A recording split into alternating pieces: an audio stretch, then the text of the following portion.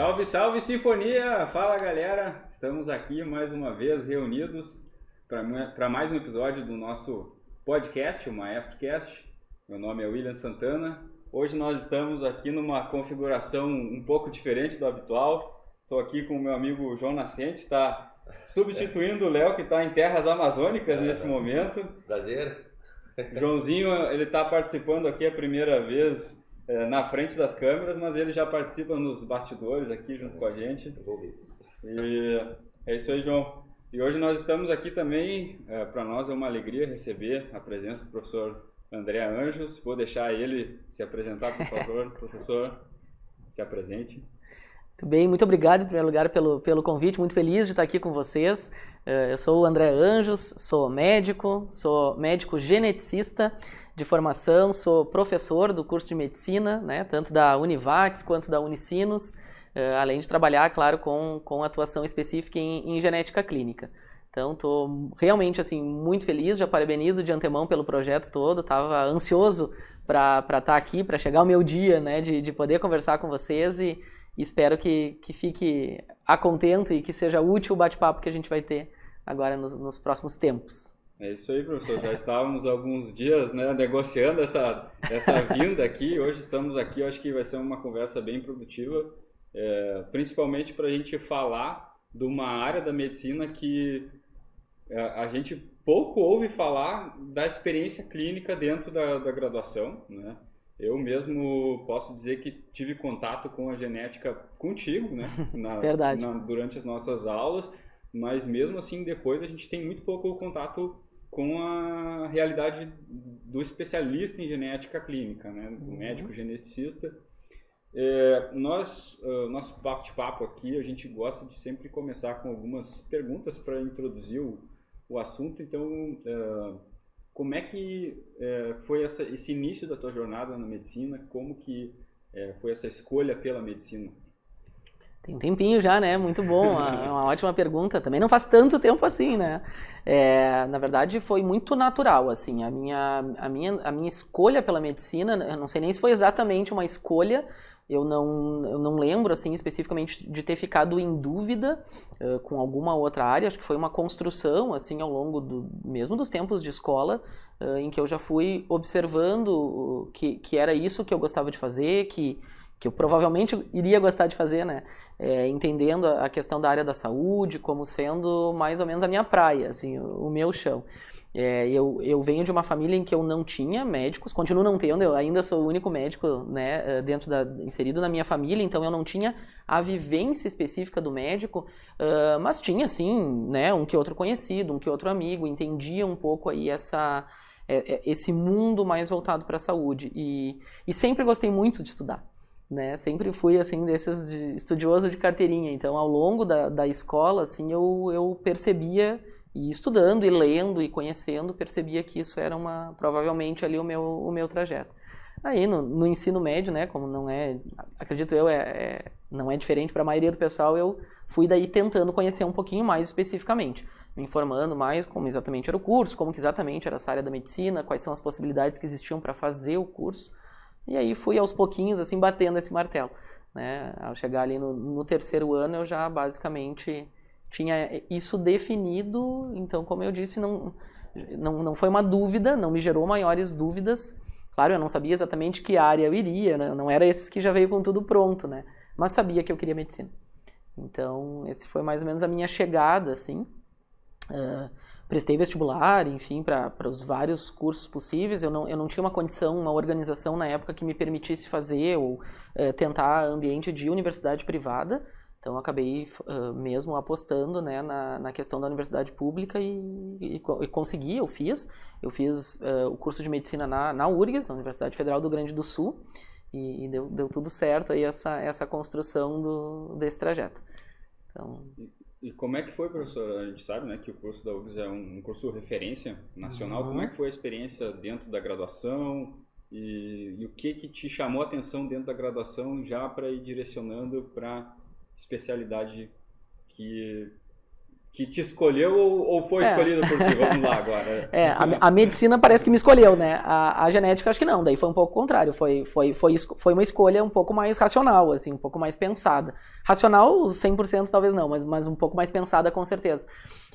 Na verdade, o que acontece? Quando eu entrei, assim, na medicina, e sim, a URGS é um curso super reconhecido, acho que tem muitas possibilidades, né? Eu sempre gosto de comentar, e com os alunos eu falo isso bastante, né? A URGS, ela tem, talvez a sua maior potência é o Hospital de Clínicas de Porto Alegre. Né? Então, o cenário prático majoritário dentro da Universidade Federal do Rio Grande do Sul é o Hospital de Clínicas de Porto Alegre, que é um hospital referência para muitas coisas ao mesmo tempo. Né? Então, ele permite que os estudantes que estejam ali, isso não vale só para a medicina, no geral, da área da saúde a gente percebe isso, permite aos estudantes terem múltiplas vivências, múltiplas experiências em muitas áreas em que eles são muito bons, em que tem muita coisa acontecendo. Então, como eu era, assim, não sabia exatamente o que eu ia fazer, não tinha nenhum tipo de pré-definição, e como eu comentei, realmente sempre gostei muito de estudar, então eu era aquele tipo de estudante que queria aproveitar cada coisa que eu estava passando. Cada nova disciplina, cada nova atividade acadêmica, cada nova oportunidade prática, para mim, realmente se abriu um universo de possibilidades. Então, eu passei por muita coisa dentro, não só no Clínicas, claro, eu também fiz estágios externos, mas dentro do Clínicas, que era a minha base principal no curso de medicina, eu passei por muitas áreas. Eu realmente fui conhecendo muita coisa. Por isso que eu digo que foi um processo muito importante para mim de exatamente testar algumas coisas, ver que aquilo ali não estava tão, né, direcionado para o que eu gostava, para o que eu pensava ser, né, que eu queria como rotina. Então eu fui excluindo algumas coisas nessas vivências, o que eu acho fundamental. Acho que tu ter uma vivência que tu possa excluir aquela possibilidade porque teve a vivência, eu acho muito bom. Né? Não quer dizer que deu errado de forma alguma, deu tão certo a ponto de tu ter vivenciado e visto que aquilo não é exatamente o teu perfil. Então isso eu tive em N, né, cenários, e outras é o contrário, eu ia incluindo como lista de possibilidades. Isso aqui eu estou gostando muito, isso aqui eu estou muito à vontade, essa área eu faria. E aí chegou um momento ali, quando a gente vai acabando, né, o 4º ano da medicina, naturalmente a gente vai para o internato, que são os 2 últimos anos. Quando eu cheguei nesse estágio, eu precisava definir quais seriam meus optativos, né, como acontece com todo mundo. E nesse momento eu me dei conta, assim, tentando daí racionalizar um pouco mais, eu me dei conta que a minha lista de possibilidades ela era gigantesca. Tinha muita coisa que eu gostava a ponto de pensar, isso eu faria. E aí eu pensei, qual área talvez vai me dar a possibilidade de fazer o máximo possível das coisas de medicina? E aí aquilo se abriu muito, esse horizonte dentro da genética. Porque uma das áreas que eu tinha conhecido era a genética médica. Eu entrei como bolsista de iniciação científica da minha professora de genética, professora Lavínia, que depois foi minha orientadora na área acadêmica de doutorado, de pós-doutorado. Daqui a pouco posso contar mais essa parte. Queremos chegar nessa parte também. Eu sempre brinco que a professora Lavínia é minha mãe científica, assim. Quase tudo assim, que eu acabei trilhando foi em parceria, não só com ela, né, mas também com todo o grupo assim, que a cerca até hoje. Faço ainda parte em parceria do grupo de pesquisa lá da genética do Clínicas, URGS, né? Então eu já conhecia essa área. Eu já tinha um pouco do que era genética médica, eu já tinha acompanhado um que outro ambulatório, eu tinha essa noção, que também daqui a pouco a gente vai falar, né, de o que é o dia a dia, então eu já sabia que essa possibilidade existia. E aí no momento de escolher os optativos do internato, eu pensei, deixa eu conhecer realmente o dia a dia com mais calma, de segunda a segunda, né, dentro de um estágio optativo. Pensando por essa ótica de o que dentro da medicina eu posso fazer a maior parte das coisas que eu gosto. Né? E a genética tem muito isso, que é atendimento à população pediátrica, atendimento em saúde materno-infantil, atendimento em saúde ao idoso, tem múltiplas áreas inseridas em genética. Então aí veio esse meu interesse. Então foi um processo de escolha, né, um pouquinho mais objetivo e pensado. E aí realmente, quando eu fiz o meu estágio optativo em genética, eu pedi 1 mês de optativo na genética, quando eu estava na 3ª para a 4ª semana, eu pedi o 2º mês, porque eu tinha gostado muito. E aí eu já saí de lá pensando, tá, ok, acho que achei o meu lugar. Então, essa foi mais ou menos a história, né? E aí nesse ponto, só tentando encurtar também, né, senão a história fica longa, mas nesse momento eu estava muito direcionado para a genética, quando eu acabei meus estágios optativos, ainda tinha parte do meu internato obrigatório pela frente e tinha como principal dúvida a pediatria. Porque realmente foi se construindo, eu sempre gostei muito dos atendimentos em pediatria. Que na genética é boa parte, né, da interface do trabalho do geneticista. E aí, casualmente, o meu estágio em pediatria, o estágio obrigatório de pediatria, era meu último estágio. Então eu tive que ficar com essa dúvida até efetivamente passar o meu trimestre de pediatria como estágio obrigatório, para ter certeza se tudo aquilo que eu tinha decidido, entre aspas, né, como sendo a genética, não ia lá pelas tantas ser ultrapassado pelo amor, digamos assim, à pediatria, né? Então eu tive esse processo também. E foi ótimo, porque eu adorei o estágio de pediatria que eu fiz, foi um ótimo estágio, assim, tenho vínculos até hoje, assim, com os professores que foram meus professores e preceptores do internato em pediatria, mas efetivamente eu vi que me fazia falta também alguns atendimentos para adultos ou para outras áreas, né, tipo materno-infantil, que a pediatria não especificamente estava envolvido e a genética me dava isso também. Então, o que mais me jogou daí definitivamente para a área da genética foi isso, assim, eu poder atender pacientes de qualquer idade que, de certa forma, tem essa interface aí com a genética clínica. Então, foi mais ou menos assim que aconteceu. Achei legal, professor, aproveitando, né, teve uma parte dessa introdução da nossa conversa que eu achei legal que da tua trajetória, esse momento de passar por algumas especialidades, algumas áreas, para ver que não é aquilo que tinha interesse excluir, né? Isso é uma coisa que é bem importante para mim, pelo menos. Eu vejo que isso é uma etapa bem fundamental, vamos dizer assim, na formação, né? A gente ter uma vivência dentro de alguma determinada especialidade que a gente tem algum interesse, para saber se é aquilo mesmo ou realmente, de fato, ver que não é aquilo que a gente tem mais afinidade, né, isso é fundamental. Eu acho que, claro, os currículos de medicina já são construídos muito para poder nos proporcionar, pelo menos em parte, né, a vivência nas grandes áreas. Infelizmente, não cabe em 6 anos a gente conseguir ter vivência em tudo que hoje existe, né, nesse mundo de possibilidades que é a medicina, mas pelo menos as grandes áreas já estão ali naturalmente nos currículos. E isso também eu falo muito assim para o pessoal, né, com quem eu posso conversar, com quem eu posso estar envolvido, assim, até de forma mais descontraída. Eu digo muito assim para a gurizada, né, que nem eu falo para os alunos, especialmente, aproveitem.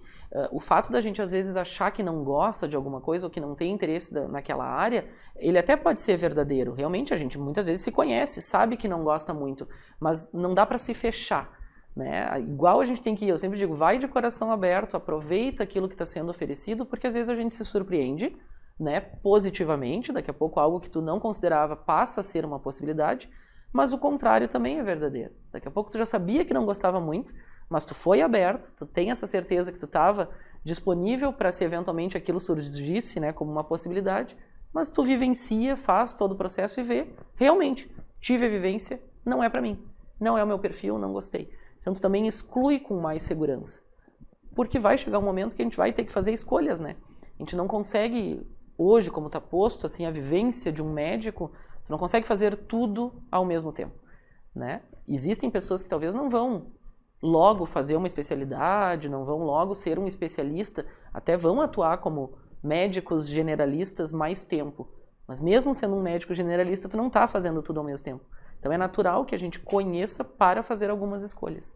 E que bom quando a gente pode fazer escolha consciente, né? Acho que isso é definidor. E para mim isso está caindo como uma luva, né? Eu tô no primeiro semestre, então para mim isso está sendo fenomenal. Ter esse diálogo assim é esclarecedor desde o começo. Que bom, é isso aí. E bem isso que tu falou, né? Às vezes a gente está aqui falando e já, como, né? Eu já sou médico, já tenho uma vivência. O William, eu sei que está muito perto aí do final, né? Então, quando a gente está com essa cabeça que já passou por muita coisa, a gente às vezes vai falando muito sobre esse aspecto mais clínico ou da vida prática da medicina. Mas isso também vale muito para quem está no início do curso. Esse mesmo racional vale para as coisas básicas, tipo do primeiro ano, assim, né? Que tem toda aquela área mais dura e mais básica, que é a base da medicina. Ali também a gente não pode se fechar, né? Às vezes eu ouço o pessoal falando, sei lá, na minha área, né? Que é uma área considerada, a genética básica existe e é um trampolim para a genética clínica e para outras várias especialidades. E eu sempre faço essa pergunta no início da aula, para o pessoal no início do semestre, é uma pergunta que eu digo, quem é que gosta de genética ou quem acha que não gosta? É aquele mar de gente, às vezes, dizendo, eu não gosto. Ou pelo menos eu não gosto daquilo que eu conheci lá no ensino médio, daquilo que eu já trouxe de bagagem mínima, né? Daí eu sempre brinco com o pessoal. Então, coração aberto, mente aberta, vamos estudar ao longo desse semestre, querendo estudar, mesmo sendo um conteúdo básico, porque pode ser que daqui se abra um horizonte gigantesco, né?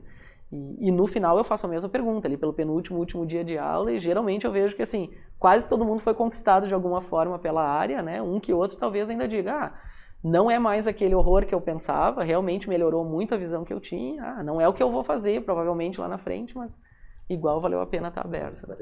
Esclareceu. Eu estava pensando aqui, né, professor, teve vamos dizer assim, teve um aspecto racional, né, da escolha, teve um encontro com afinidade, né, durante a parte da prática no estágio, né? Mas e o que aconteceu depois? Assim, teve algum aspecto emocional também na decisão? Teve alguma coisa que te instigou assim, é isso que eu quero mesmo?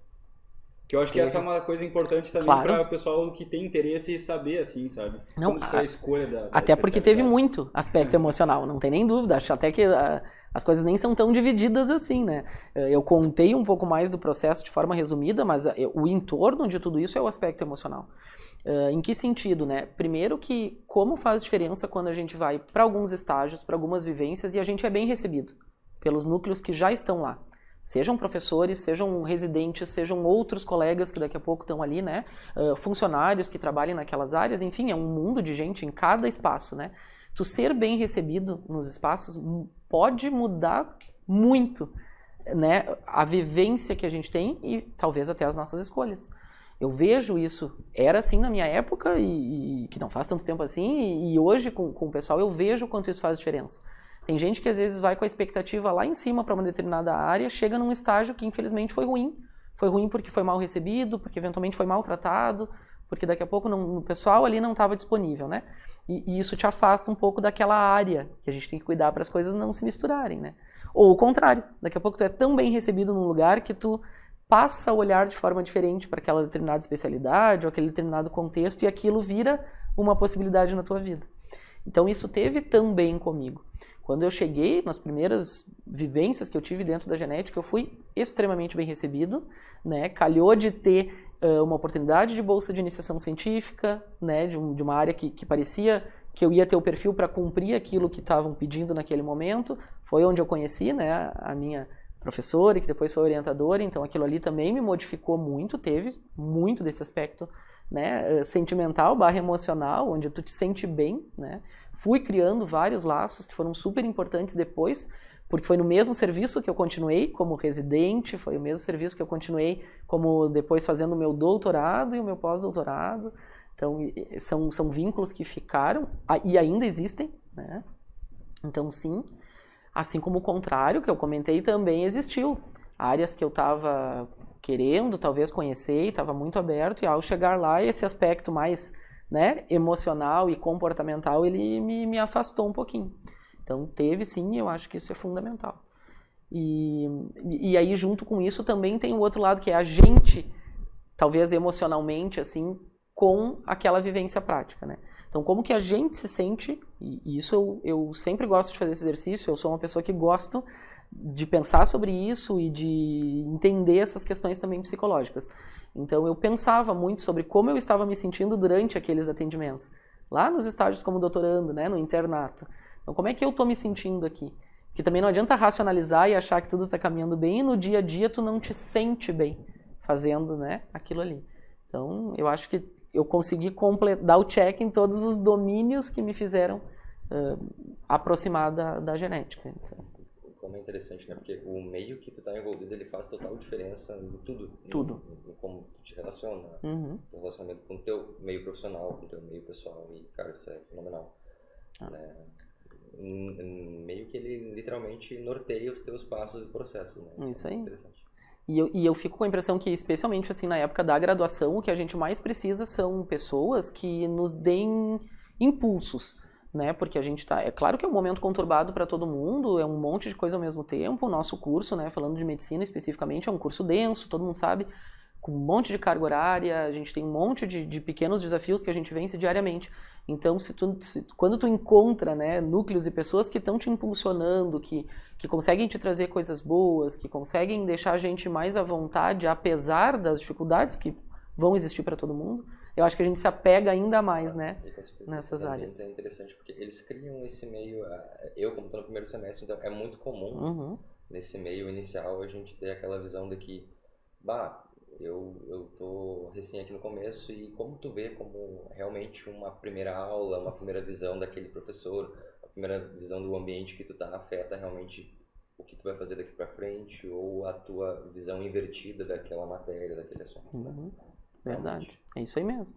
Isso me fez lembrar, eu antes de entrar na medicina tinha um amigo que já estava formado e aí ele dizia para mim, William, quando você fala, eu falava assim, eu penso em uma determinada área e outra e tal, ele falou assim, você vai ver que muitas das suas escolhas na medicina vão se basear nos professores que você tiver, porque eles fazem toda a diferença assim da gente se sentir instigado pela disciplina, ou pela especialidade, ou no ambulatório, ou no hospital, enfim, isso faz toda a diferença mesmo, né? Faz muito, né? Metodologia, né? Exato, e gostar do que tá fazendo, né? Sabe que isso, assim, já, não sei se tu ia perguntar isso em algum momento, mas já vou adiantar, essa mesma noção que tu tá contando agora, eu acho que eu tive muito rapidamente na minha faculdade, a ponto de, ao mesmo tempo que eu tava muito feliz com a escolha, eu já sabia que era medicina e eu amo ser médico, mas ao mesmo tempo eu fui aos pouquinhos ganhando essa vontade de ser, além de médico, professor.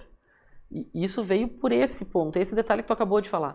Porque eu ia me encantando, muitas vezes, com as pessoas que eu estava vendo, e eu pensei, eu quero também ser alguém assim no futuro, poder fazer a diferença, poder que alguém enxergue e goste da minha área, goste daquilo que eu escolhi, goste da trajetória que eu fiz, a ponto de querer fazer parecido. Ou até mesmo semelhante, assim, né? Igual não vai ser, mas ser parecido.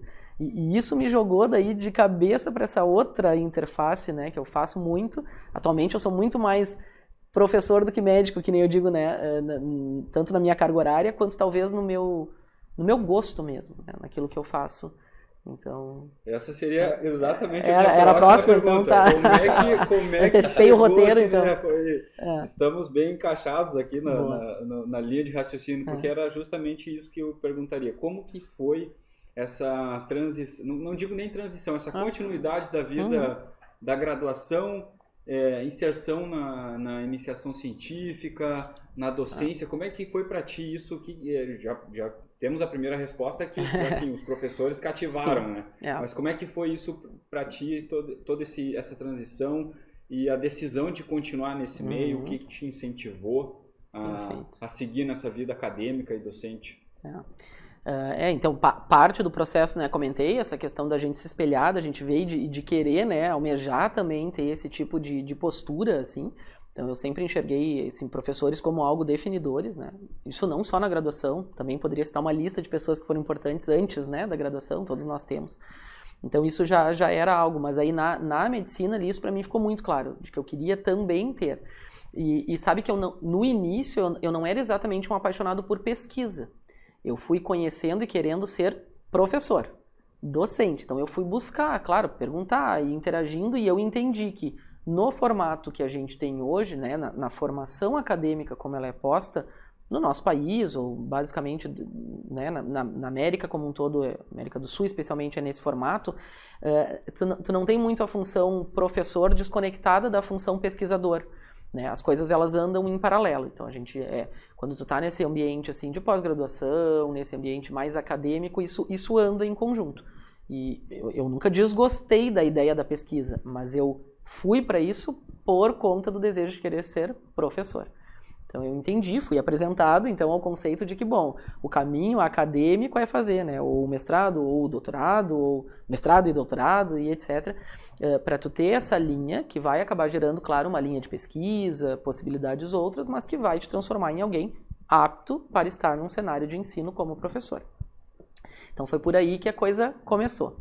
Então surgiu então essa possibilidade, iniciei pela iniciação científica, sim, foi o que me fez conhecer a genética e essa parte que eu já contei.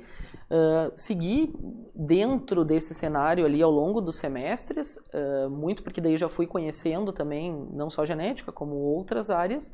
Então eu sempre tive inserido em alguma coisa associado à iniciação científica. Então foi indo, esse gosto foi aumentando. E aí aconteceu uma coisa, daí sim, diferente, acredito eu, da maioria. Assim como ser geneticista é algo muito diferente na minha vida, essa parte que eu vou contar também é um pouco diferente, porque surgiu quando eu estava no meu último semestre, então eu estava no 12º semestre da faculdade, já sabia então ali mais ou menos que eu queria genética, só estava esperando a pediatria para para efetivamente escolher que eu iria fazer a residência em genética como especialidade, mas surgiu uma possibilidade junto do programa de pós-graduação de genética e biologia molecular da URGS de fazer o que eles abriram naquele ano, o doutorado acadêmico, que era a entrada direto no doutorado, né, para alunos que estivessem no último ano da graduação, ou mesmo que já tivessem se formado, e que passariam para o doutorado sem a necessidade de fazer o mestrado, desde que cumprissem. Aí tinha uma série de pré-requisitos que aquele edital propunha em termos de vivência nesse mundo de pesquisa / extensão. E aí, como eu já tinha toda essa trajetória de vários semestres de iniciação científica, eu já tinha algumas publicações junto com esse grupo de pesquisa dessa minha professora, né, da área da genética, a gente já tinha publicação nacional, já tinha uma publicação internacional, eu já estava inserido junto com os professores, claro, né, então eu preenchia aqueles pré-requisitos. E aí eu precisei tomar também essa decisão de, será que eu vou agora? Porque o natural, pelo menos a maioria dos colegas, né, faz primeiro a sua residência, depois de ser especialista, vai buscar o caminho acadêmico, mestrado, doutorado. Aquele momento surgiu uma oportunidade que eu entendi como dentro do meu perfil muito boa, para mim aquilo cabia muito bem. A minha escolha naquele momento era, bom, se eu entrar no doutorado, será que eu vou fazer a residência igual? Ou será que daí ao contrário, eu vou primeiro fazer o doutorado e depois eu vou fazer a residência? Ou será que talvez em algum momento eu vou cogitar a hipótese de fazer as duas coisas ao mesmo tempo, né? Então não tinha como saber. Mas como eu estava no último semestre ainda, eu não era um residente, eu era um acadêmico terminando o curso de medicina, eu optei por tentar. Fiz, passei, fui aprovado, entrei no doutorado acadêmico. Então ali virou a chave, assim, né? Então eu era um doutorando, daí não mais um doutorando da medicina, né, como internato, mas um doutorando fazendo um doutorado. Sem ter feito mestrado, que significa que todos os créditos, tudo aquilo que todo mundo já vem com mais ou menos a metade pronta no doutorado, eu tinha que começar do zero. Né? Então foi um momento complexo, claro, de muitas coisas para serem feitas, mas que me abriu talvez os maiores horizontes que eu até hoje já tive. Porque foi dali que eu pensei, aqui eu estou efetivamente iniciando a minha formação para ser um professor. Claro que eu vou seguir sendo médico e eu vou tentar ser um geneticista, mas aqui eu estou fazendo a minha caminhada para ser um professor. Então ela, de certa forma, iniciou até um pouquinho antes da caminhada para ser um geneticista. E aí eu consegui uma coisa muito boa, que foi organizar um projeto de pesquisa de doutorado, que era muito aplicado, muito de prática clínica, voltado para a genética, afinal de contas o programa era de pós-graduação em genética e biologia molecular, então já tinha todo ali o intermédio com a genética clínica, e era no mesmo lugar, assim, como era vinculado ao URGS e a residência que eu talvez fosse prestar era a do Hospital de Clínicas de Porto Alegre, as coisas estavam muito já conectadas. Tanto é que eu acabei decidindo, e eu não sei se tu já sabe disso, já sabia, mas eu acabei decidindo por fazer a residência ao mesmo tempo. Pelo menos tentar, né? Fiz a prova, não tinha certeza se ia passar ou não, mas passei. Então, durante os meus 3 anos de residência em genética médica, eu estava também no doutorado. Então, eu fiz residência concomitante com o doutorado. Eu me formei na residência em genética em fevereiro, acabou dia 28 de fevereiro, né, de um ano, e em março eu defendi meu doutorado. Em menos de 30 dias eu era médico geneticista, doutor em genética e biologia molecular. Então, assim, encaixou tudo de uma forma que foi muita oportunidade, claro, sorte, como às vezes as pessoas dizem, não sei se é essa a palavra, oportunidade, mas eu me preparei muito para ter essa sorte. Me preparei muito para me grudar nessa oportunidade quando ela surgiu. Então, acho que foi uma caminhada para eu poder ter. Então, e é por isso que muito rapidamente e relativamente jovem, e falando em idade, eu estava pronto para fazer as duas coisas que eu queria, né? Que é trabalhar como médico geneticista e ao mesmo tempo poder ser professor. Então... Só quero fazer um parênteses aqui, professor. Tem uma frase assim de domínio público que diz, né, que sorte é a pessoa estar no lugar certo, na hora certa e estar preparado para assim, para poder aproveitar a oportunidade. Né? Porque realmente, assim, né, ouvindo a história, como se desenrolou a história, como a gente diz, né? Tá preparado, a pessoa tá ali no lugar certo, na hora certa, surgindo a oportunidade, tá pronta para aproveitar. É isso. E não é que a gente tenha certeza de tudo, claro, isso tudo eu tô contando aqui de forma resumida e já olhando para trás, né? Naquela época é óbvio que 1000 dúvidas batiam. Não é que eu tinha certeza de tudo e ia fazendo, porque naquele momento tu não tem garantia de nada e tu não sabe se as coisas vão dar certo. Mas então a gente tem que ter coragem, claro, tem que acreditar na gente mesmo e ao mesmo tempo as minhas vivências me propiciaram isso. Eu tinha certeza de muitas das coisas que eu não queria. E já estava muito bem encaminhado para certezas do que eu queria. Então, claro que é complexo decidir, mas de certa forma vai se facilitando no momento que a gente está pronto, né? Que a gente está preparado. Então, por isso que eu sou um fã de vivências e experiências, assim. Acho que não tem como, não, essa coisa de experimentei e deu errado, ela não existe. Se tu experimentou, já deu certo. Ponto. Pode ter sido o que tu não escolheu, pode não ter sido exatamente o que tu pensava, mas isso vai de alguma forma te ajudar. Ali na frente a gente vê a importância disso, né? Então, eu acho que eu ainda sigo com esse mesmo pensamento ainda hoje. Mesmo nas coisas que eu faço profissionalmente, nas decisões que eu tomo, eu também ainda experimento muito, né? Então, acho que isso é meu perfil, assim. Eu gosto disso, né? Então, eu ainda fiz aí depois, né? Só para encerrar a história, eu fiz o pós-doutorado, que isso também é uma coisa que nem todo mundo faz, assim. Eu segui, porque daí eu acabei o doutorado e a residência, eu já estava começando a trabalhar, inclusive, em genética clínica. Mas daí, de novo, né? Surgiu a oportunidade, mas essa também eu busquei um pouco de fazer um pós-doutorado, porque daí exatamente no mês ali que eu estava terminando o doutorado, que eu defendi o meu doutorado, estava começando a surgir a história do Zika vírus. Lembram disso? Zika vírus associado com microcefalia, né? Então ali meados de 2016, início de 2017, estava mais ou menos fervilhando esse assunto. E aí surgiu a possibilidade, e aí eu era um dos únicos nesse formato. Então eu era médico geneticista, eu tinha como atender né, crianças que tinham microcefalia, tinha tudo a ver com a minha área de prática, e eu era um doutor em genética. Então se abriu uma possibilidade dentro de um instituto que é vinculado ao URGS, que é o Instituto de Genética Médica Populacional, para estudar a nossa realidade gaúcha, a realidade do Rio Grande do Sul da microcefalia. Nós somos um dos estados menos afetados pelo Zika vírus. O Zika estava circulando muito mais nos estados mais quentes, né? Então, Norte, Nordeste, Centro-Oeste. E a gente não teve tanto exposição ao Zika vírus. Então, a gente precisava, e era um ótimo modelo científico para conhecer a nossa base da microcefalia. Por que as crianças nascem com microcefalia quando não é Zika vírus? Então, tinha essa ideia, esse escopo científico fervilhando, com toda a necessidade de se fazer, e precisava que alguém encabeçasse e que conhecesse essas coisas todas. Então, eu abracei esse projeto na mesma hora que ele surgiu e fiz ainda 18 meses, né? 1 ano e meio de pós-doutorado. Na sequência, assim, emendado. Então, logo depois eu tinha ainda por cima o pós-doutorado, que é hoje a minha formação final, digamos assim. Final, não sei se é, né? É a do momento, né? Então, teoricamente, tem todos isso. E aí, quando eu acabei o pós-doc, surgiu a maravilhosa oportunidade do concurso, né? Aqui do curso de medicina da Univates abrindo. E aí eu pude, efetivamente, foi a Univates que realizou talvez esse meu sonho mais pensado, que é ser professor. Então, aqui que dali pra frente, enfim, outras 1000 histórias aconteceram, mas... Que nós temos a grata satisfação de participarem desse sonho, né? De participar dessa história. Eu acho que eu já sei até que carreira eu vou seguir agora. Viu só? Que bom, é isso aí. Que bom, tomara. Professor, aproveitando então já né, todo esse contexto, principalmente da prática clínica, né? Acho que uma boa oportunidade agora da gente continuar falando a respeito de como foi a rotina da residência, né? Que eu acho que é uma coisa que pouca gente sabe, como é que é a rotina do residente de genética.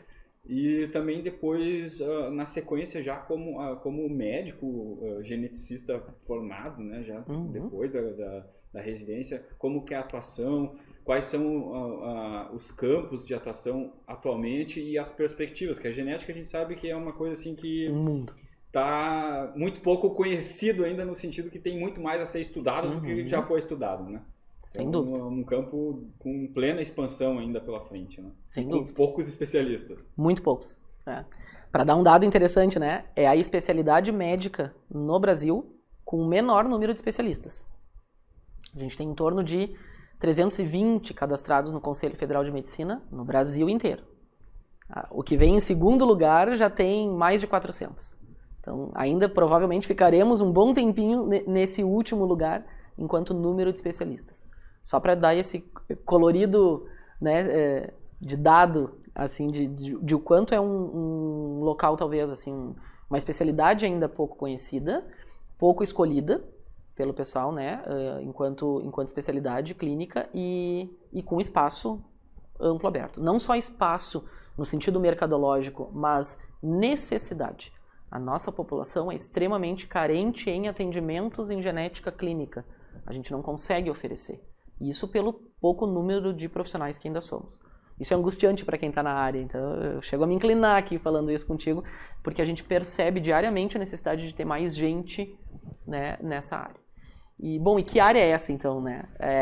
Bom, primeiro que uma coisa que precisa talvez, e eu trabalho muito para desfazer essa visão, é de que o geneticista obrigatoriamente está dentro de laboratório, né? E não é que não possa estar, óbvio, tem também esse caminho possível, mas o médico geneticista ele não precisa estar nem dentro do laboratório diariamente, ou nunca, se ele quiser, ele não precisa estar, e é claro, ele pode estar. Mas eu sei que isso tem que ser desfeito porque normalmente, pelo menos no início, são os alunos que eu converso mais, né, de início de curso, a visão parece ser essa. Eu talvez não vou fazer genética porque eu não penso em ficar no laboratório. E que bom se tu não pensa em ficar, tá tudo certo não ficar. Pode igual ser a genética. Eu sou um geneticista clínico que nunca estou em laboratório, por exemplo. Não é a minha área de atuação. E a genética clínica, genética médica, propicia isso também. Os outros geneticistas que não são médicos, eles normalmente estão no laboratório. O geneticista biólogo, o geneticista biomédico, o geneticista farmacêutico, esses geralmente estão atuando e trabalhando com exames laboratoriais, perspectiva da indústria farmacêutica, pensando em terapia gênica. Esse é o pessoal que está no laboratório. Os médicos não. Podem estar, mas não tem essa obrigatoriedade. A maioria dos geneticistas clínicos não está ali. Então, está onde, né? Justamente, tanto a residência quanto a vida prática, e aqui eu já vou falando nas duas ao mesmo tempo, não vou exatamente fazer uma divisão, mas fiquem bem à vontade para perguntar depois, porque elas são muito parecidas. A gente não tem muitas residências no país, né? Tem poucas vagas e poucos locais que oferecem a residência em genética médica. Então acaba que atualmente os locais que têm residência em genética médica já são os locais que têm os serviços em genética médica. Então as coisas andam muito em paralelo. A minha vida enquanto residente, ela foi muito parecida com o que eu faço hoje. Com a diferença que eu era residente, que a gente cumpre carga horária, que sim, especialmente no primeiro ano é uma vida corrida, tem os sofrimentos, entre aspas, né, próprios daquele período, não diferencia muito disso. Mas o que se faz enquanto residente é muito parecido do que se faz enquanto um geneticista clínico já formado e atuando. Então, o laboratório é o mínimo, mesmo na residência. A gente basicamente tinha, se não me falha a memória, 1 mês em cada um dos 3 anos de residência. 1 mês de laboratório no R1, 1 mês no R2, 1 mês no R3, para ter as vivências e conhecer o básico. O resto é clínica. E aí é importante que a gente entenda que tem sub-áreas dentro da genética. A genética clínica também se expandiu muito, especialmente na última década, então ela já tem alguns fragmentos. Por exemplo, a gente tem a oncogenética, que é toda a genética voltada para a área do câncer. Começo falando dela porque ela é a principal atuação do geneticista clínico atualmente.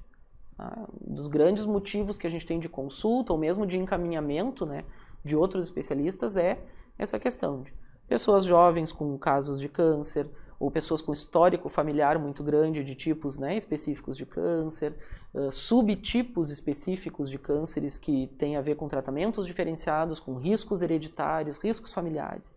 Então esse nicho de atuação já é uma sub-área dentro da genética. Segundo, toda aquela que talvez é a mais reconhecida, que a gente chama de dismorfologia, que é onde estão as síndromes clássicas. Então é o atendimento, né, aos pacientes que têm um padrão sindrômico, muitas vezes fisicamente reconhecível. Síndrome de Down, síndrome de Edwards, síndrome de Turner, aquelas bem clássicas que a gente estuda, né, até desde o ensino médio a gente já dá uma pincelada nesse assunto, e na genética clínica isso tudo volta, né? Então essa área toda, que daí talvez a grande, né, conversa que se faz com a pediatria. Então, ali a gente tem a maioria dos pacientes ainda, né, na fase de recém-nascido, ou nos primeiros meses de vida, ou ao longo da infância, essas manifestações vão acontecendo. Então, ali é dismorfologia.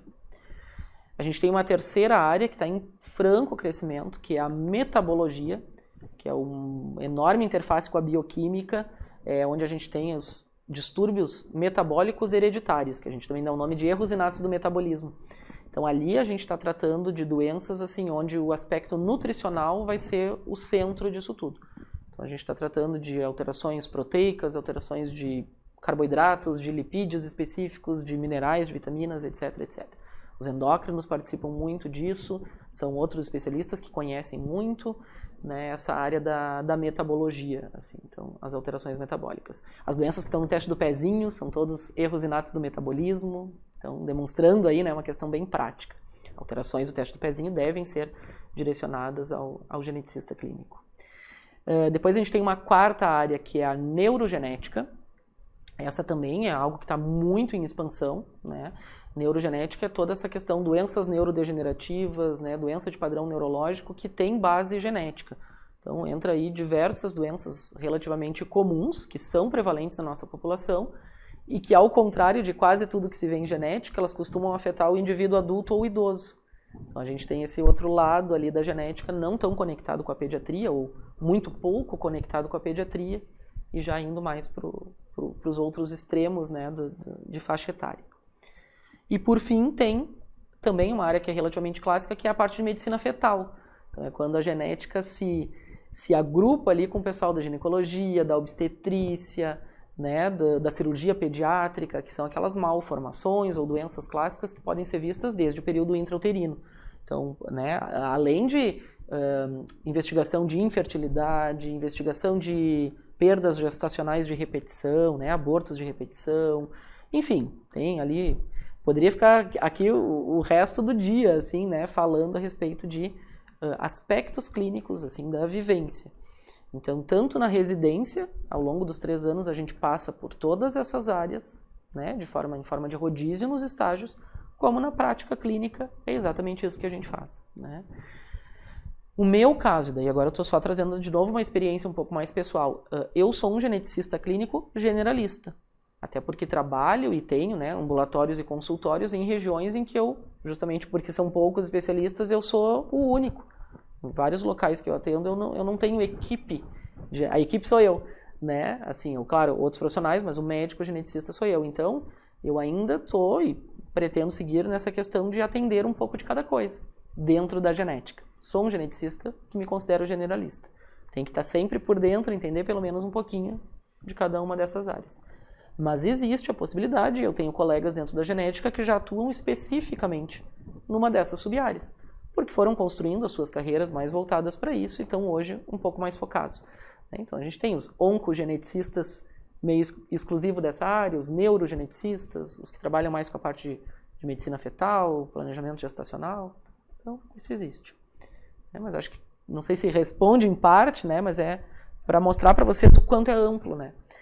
Em sala de aula, quando eu estou com os alunos, eu faço o exercício contrário. Eu vou dizendo para eles, falem aí alguma coisa que o desafio de vocês é achar uma área em que a genética não pode estar dentro. Difícil, eu nem saberia dizer. Hoje em dia, em que área a gente tira a genética? Porque a genética é uma área base da medicina hoje. O conhecimento é esse. Eu posso ter doenças que não vão ser hereditárias, que não vão ter um padrão familiar bem definido, mas ainda assim elas talvez sejam genéticas.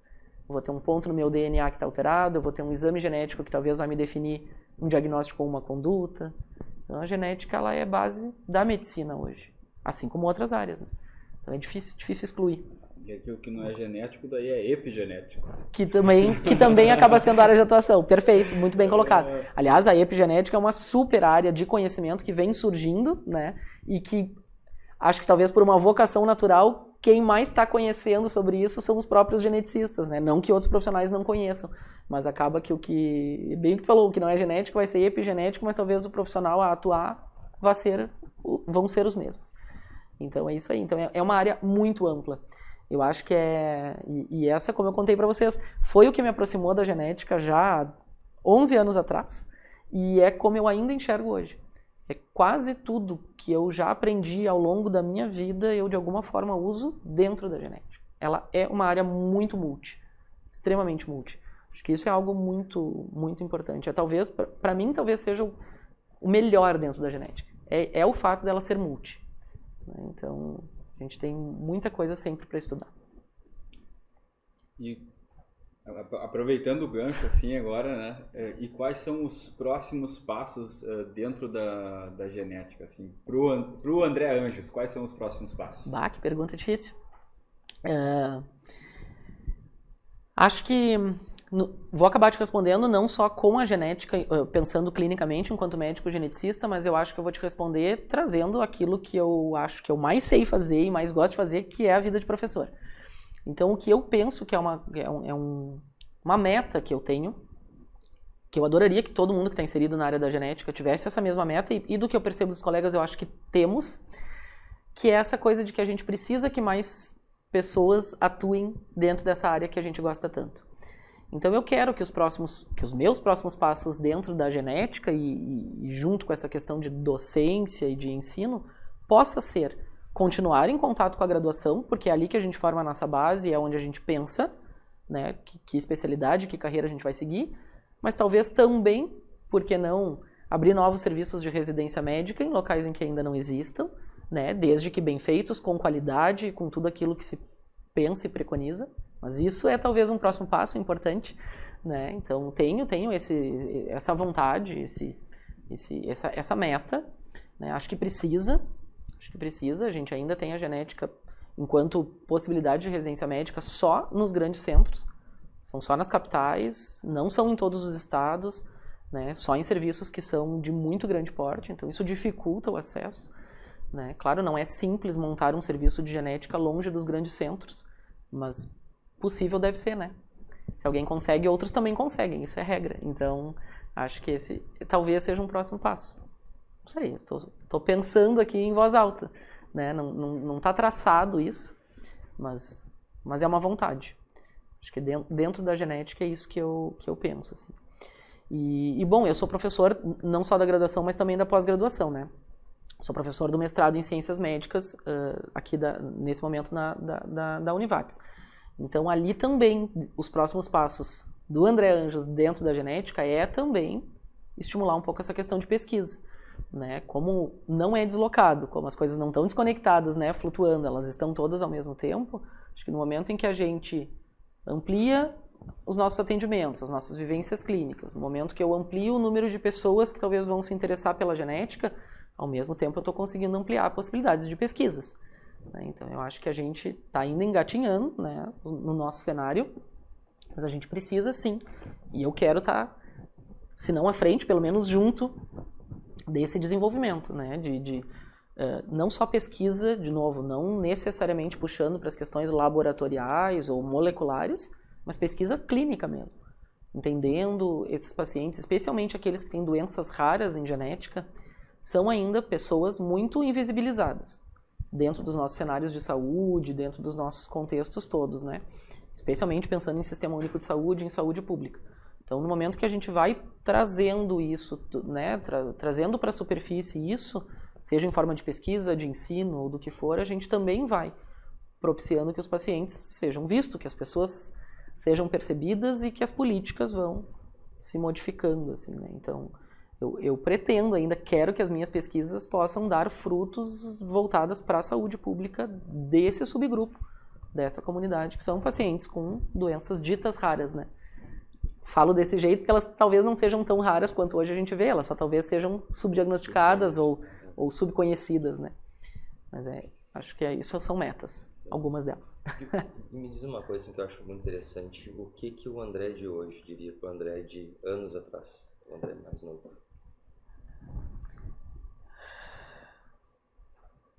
Não é fácil me deixar quieto alguns segundos, que nem eu tô agora. O João, só o parêntese, o João leu a minha mente aqui. Leu a mente, Eu acho que eu diria... Bom, eu acho que eu diria que vai dar tudo certo, porque deu, né? Tem dado. Mas acho que isso o André do passado também tinha já, essa certeza, não precisaria dizer. Mas eu acho que eu diria para ter calma. Acho que eu diria para ter calma. Acho que a gente tem... Muitos de nós temos, não é todo mundo, claro, mas eu pelo menos me sinto assim, eu tenho um perfil ansioso por trás de alguém que faz muita coisa, né? Ao mesmo tempo. Então, isso tem um lado bom, porque nos motiva, nos impulsiona, quando a gente sabe lidar bem. Isso não necessariamente precisa ser um problema, mas tem que saber lidar bem. Então, às vezes, nesse impulso e nessa ansiedade que a gente vai tendo, a gente também vai abraçando tudo com só 2 braços. E isso, às vezes, nos traz consequências pessoais não tão boas, né? Então, eu acho que o André de hoje consegue enxergar isso com mais clareza, Então talvez dissesse para o André de 10 a 15 anos atrás, vai com um pouco mais de calma. Né? Então deu tudo certo, não acho que eu tenha tido nenhum problema específico, mas talvez porque eu fui aprendendo aos poucos a frear também ao mesmo tempo que eu acelero. Né? Tô longe de estar perfeito nisso, tô dizendo isso aqui mais para eu tentar me ouvir também. Toda vez que a gente fala, a gente também se ouve um pouquinho, né? Porque de vez em quando a gente também tem dias que eu grito para mim mesmo, calma, né? Então acho que a gente é assim. Mas eu acho que isso seria uma coisa que eu diria. Né? Eu vou complementar a pergunta do João, porque o João ele leu meu pensamento aqui. Eu estava para fazer quase a mesma pergunta, que é, falando de novo do André Anjos, o que o André Anjos de hoje em dia diria, assim, nesse sentido de conselho mesmo para o jovem André Anjos lá do início da formação, também pensando no que faria diferente, se tem alguma coisa que faria diferente, se tem alguma coisa que poderia ter feito diferente ao longo dessa trajetória. Eu não sei especificamente se eu faria algo diferente, não costumo pensar desse jeito. Talvez até fizesse, mas não costumo pensar, não consigo apontar algo específico que eu fizesse diferente. Eu conseguiria dizer que, e acho que eu fui trazendo isso aqui com vocês ao longo dessa última hora, talvez, que a gente está papeando, porque eu acho que eu diria isso realmente, e não é que eu diria, eu digo isso para as pessoas que estão iniciando. Então, com certeza eu diria isso para o André Anjos, aluno do início do curso, que é essa coisa de ter múltiplas vivências. Eu não tiraria isso jamais do horizonte de quem está iniciando. Se experimentem. Experimentem as oportunidades e se experimentem. Né? Então, não é porque alguém nos diz que tal coisa não é boa que talvez a gente não vai achar, porque nós não somos ninguém além de nós mesmos. Né? Assim como se alguém nos diz que aquilo é maravilhoso, talvez a gente também não ache e está tudo bem. Mas a gente só vai saber se a gente se permite experimentar. Né? Talvez isso não vale nem só profissionalmente, né? Acho que talvez na nossa vida pessoal isso também é uma verdade. Mas nessa vida, em termos de formação médica, eu acho que isso é crucial. Então eu diria muito isso, assim, faça viver, se experimente, conheça, não se fechem. E eu não sei se vocês percebem isso, mas o que eu percebo como professor é que muita gente parece hoje em dia fechada. Eu gosto de falar sobre isso porque eu acho necessário e porque eu sinto que os alunos todos que se aproximam de mim, as pessoas com quem eu tenho oportunidade, eu geralmente gosto de conversar bastante, as pessoas que eu tenho possibilidade, eu noto que tem um padrão muito mais de estar primeiramente fechado do que estar primeiramente aberto. Né? Então, sei lá, parece que a geração atual assim já vem muito com caixinhas pré-definidas. Talvez até pelo fato de que a informação está muito mais difundida sobre as coisas todas, né? Na minha época, que não é tão distante assim, não era tão fácil a gente ter tantas informações sobre todos os assuntos. E hoje é. Então isso às vezes tem um lado bom, claro, que bom que a informação está facilmente disponível. Mas o lado ruim é que às vezes a gente já come pela mão dos outros, como se diz, né? Tu já vem com pré-conceitos. Porque tu já leu, porque tu já viu, então tu nem te permite viver, porque tu já veio com algo pré-definido. Que talvez não era a tua definição. Então eu acho que nesse sentido é um conselho, se é que dá para chamar assim, mas é uma dica, é algo que eu diria para o André do passado, sem dúvida. Acho que o André do passado fez em parte isso e digo para o pessoal que eu tenho a oportunidade de estar perto agora. Assim. Experimentem, vivencia. Assim, isso. Perfeito. Eu tive uma aula hoje. Muito bom. Tive uma aula hoje.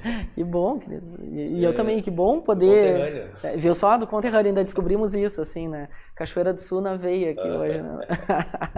Eu acho que a gente teve, assim, já, professor, um overview, né, como a gente fala, né, toda essa trajetória, desde a graduação, residência médica, a formação em docência, em pesquisa. E eu acho que a gente teve como o João falou aqui, uma aula em diversos sentidos, assim, né, principalmente para todos os estudantes que estão chegando agora e não têm contato ainda com essa realidade, né, da genética. Eu mesmo já estou mais próximo do fim da graduação. Como eu falei, muitos aspectos da vida prática eu estou sabendo mais agora. Então, para mim também está sendo uma fonte de informação bem importante, muito Perfeito. bom. E sabe que isso, só para complementar, é uma coisa também importante para o pessoal que está no curso, assim, né, que está cursando, perguntem, falem. Às vezes quando eu falo em vivência e experiência, nem sempre a gente consegue ter a oportunidade de vivenciar realmente enquanto um estágio mais formal ou algo assim. Mas se aproximem dos professores, assim, dificilmente as pessoas são tão fechadas a ponto de não querer falar nem da sua área de atuação, né? Então isso, se a gente vai com calma, se a gente vai buscando, a gente sempre pode conversar. Então conversem assim, né? Acho que isso também é uma outra dica importante. Falem com os professores, perguntem, né? Tenham também essa abertura, porque é bem isso, assim, ó, talvez alguém que vai conseguir ter esse papo, conseguir tomar um café, conseguir, no final da aula, que seja às vezes alguns minutos, tu já fala alguma coisa que vai dando indícios de como é que aquilo se processa na prática. Mesmo que eu não consiga ter a vivência, eu já conheço um pouco mais do que só ler em algum lugar, né? Então isso é importante mesmo. Inclusive, eu te agradeço por esse papo incrível de hoje, principalmente porque nada melhor do que a gente, não digo encurtar caminho, mas encurtar o conhecimento do processo por alguém que já passou por isso. Então, cara, que aula. É isso. Legal. Aí, professor, vamos aproveitar aqui então, que já acho que a gente já está com cerca de 1 hora de conversa. É mesmo? Passa rápido. Até um pouco mais, talvez. A gente iniciamos há pouco tempo uma nova modalidade de perguntas aqui no nosso podcast, que é a sugestão cultural, vamos dizer assim. Uma dica cultural qualquer que você queira dar para a galera que está nos ouvindo. Alguma coisa de leitura, de literatura, enfim, qualquer coisa, para a gente aproveitar aqui o espaço e também estimular a galera a pensar um pouco também fora do âmbito da medicina, que isso é uma coisa que a gente tem conversado nas mentorias, que senão a gente está sujeito a ser engolido pela medicina e não querer saber mais de outras coisas. Então vamos aproveitar uma oportunidade para ouvir aqui uma dica do professor André. Boa. Aliás, fundamental falar sobre isso, sim, porque a gente tem que cuidar, né? A coisa mais fácil, talvez, dentro de cursos que são muito densos, e a medicina é um deles, é de que a gente seja engolido unicamente por esse assunto, né? E daqui a pouco a gente não tem nada de outro aspecto, assim, que consiga estar, né, em paralelo. E é fundamental. A gente não vira só medicina, né? Assim como não vira nenhum outro curso, né? Não podemos deixar que isso aconteça. Então, ter coisas culturais acontecendo é sempre muito importante. Todas elas, assim. Eu sou um fã de muitas coisas, assim. Eu acho que é difícil dar uma dica. Eu acho que eu vou dar uma dica que é muito de agora, né? Então, se alguém vai ouvir esse podcast mais pra frente, não sei se vai estar disponível isso que eu vou dizer, mas vai ter, talvez, um outro formato, uma outra opção, né? Sabe-se lá se no futuro vão estar ouvindo isso também, assim como os de agora. Que é a questão das artes mais, assim, pegando por artes visuais, assim. Eu tive agora no último final de semana fazendo o circuito em Porto Alegre, da onde está a Bienal do Mercosul. A 13ª Bienal do Mercosul está acontecendo em Porto Alegre, ainda vai até final de novembro, então para quem está aí, né, de 2022, para quem está aí, né, tá acontecendo, e eu acho muito bom, assim, bienais, no geral, me encantam, é uma coisa que sempre quando eu tenho oportunidade, se dá o caso de ter, daqui a pouco eu estou numa viagem é uma coisa que eu gosto realmente de ver, porque tem ali múltiplos cenários envolvendo artes ao mesmo tempo. Então tu consegue ver artes plásticas, tu consegue ver artes gráficas, tu consegue ver artes cênicas, muita coisa ao mesmo tempo. Então tem essa especificamente, né, que está acontecendo, que é a Bienal do Mercosul em Porto Alegre, tem em vários espaços diferentes, tem vários museus de Porto Alegre, são 9, se eu não me engano, ao todo, cada um apresentando algumas obras ou de alguns artistas, alguns vídeos, tem algumas intervenções artísticas que ocorrem em forma rotativa, então acho que essa é uma primeira dica, né? E a segunda dica, que daí eu sempre digo, assim, que eu acho que é o melhor dinheiro investido que a gente pode ter, isso é a minha opinião, em viagem. Então, viajar, para o lugar que for, não importa, pode ser para a cidade do lado, ou pode ser para o estado do lado, ou pode ser para o país do lado, ou para coisas muito distantes, né? Viagem é sempre viagem. Assim como eu falei, né, que eu me experimentei muito ao longo da medicina, eu também já experimentei algumas viagens, assim, sempre quando eu posso organizar, é onde eu gosto de investir, tempo e financeiramente falando, eu acho que é incrível. Eu acho que viajar nos traz muito conhecimento de mundo, muita oportunidade de realmente ver outras culturas, vivenciar outros espaços. É onde a gente fabrica memórias boas de forma mais fácil e prazerosa, talvez. Inesquecíveis. Eu acho que viajar é uma coisa realmente incrível, assim. Então, sempre que tiverem possibilidade, eu acho que vale muito a pena.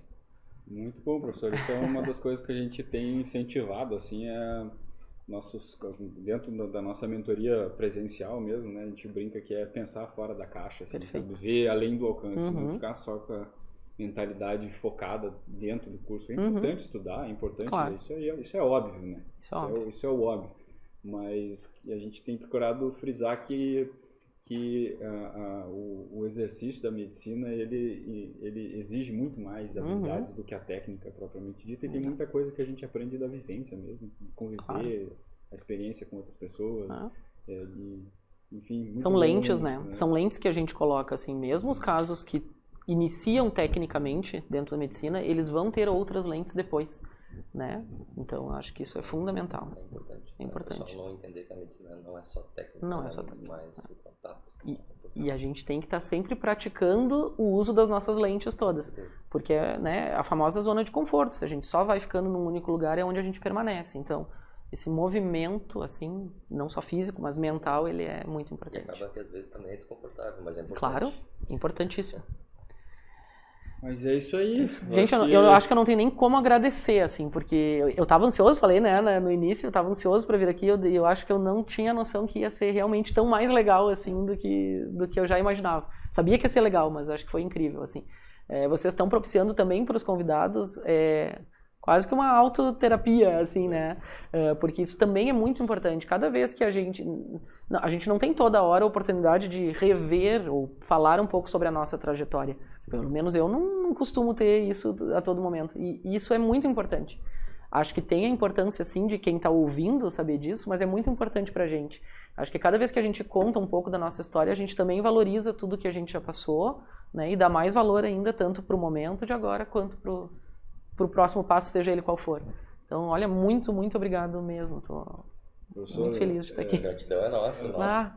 Antes de eu fazer os agradecimentos oficiais, eu quero abrir a palavra assim para ti, para fazer qualquer consideração, considerações de encerramento, como a gente diz, assim, que queira fazer, por favor, fique à vontade. Perfeito. Então, de novo, reforçar os agradecimentos, né?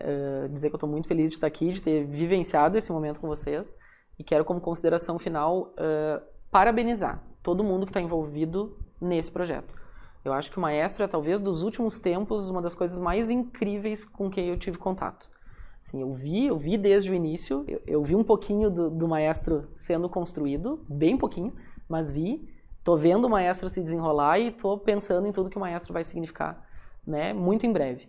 Então, preciso muito, assim, agradecer por estar fazendo parte dessa fatia, mas parabenizar todos vocês. Vocês dois estão aqui na minha frente agora, mas eu estou vendo um monte de gente aqui em volta, né, participando, e sei de quanta gente está por trás, né, desde a programação, da concepção e do dia a dia que isso significa.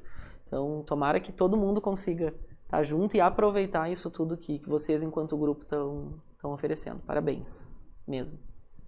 Bom, então, João, quero deixar você primeiro aí fazer as suas considerações, cara. Não, assim, cara, eu tenho uma premissa na minha vida, que a coisa que eu mais prezo é sempre escutar as pessoas que passaram por um processo que eu ainda não passei e que eu desejo encontrar lá na frente. Então, quero te agradecer por toda a história que tu contou, ainda mais que tu é meu conterrâneo, então é fácil achar coacherência no mundo. É fácil.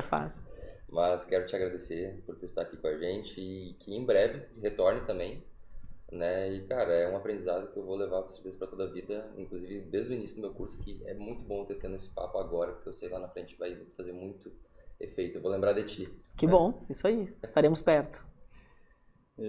Bom, então eu primeiramente quero agradecer o professor André, uma pessoa que ele sabe que eu estou falando aqui não é de demagogia, uma pessoa que eu já tenho uma consideração e uma grata satisfação de ter passado por diversas disciplinas como aluno dele, e ele sabe que tem uma consideração especial aí, me auxiliou em muitas coisas dentro dentro da graduação, dentro da pós-graduação. Então, professor, para mim é uma alegria bem grande mesmo te receber aqui hoje e uma admiração pela tua carreira como professor também.